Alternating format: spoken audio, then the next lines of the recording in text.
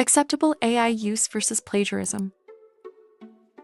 AI can be a great support, yet the boundary between proper use and plagiarism isn't always obvious. I'm curious to see where you draw the line.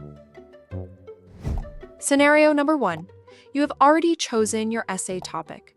You ask AI to suggest 3 possible ways to organize your argument. You review the suggestions, choose one, and you write the entire essay yourself.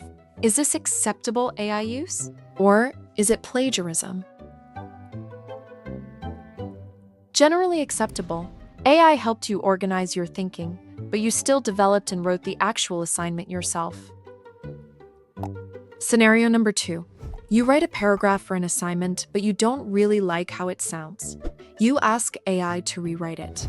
You then copy the rewritten paragraph into your paper without mentioning that AI helped produce it. Is this acceptable AI use, or is it plagiarism? Most likely plagiarism. Even though the original idea was yours, AI produced the language you submitted as your own.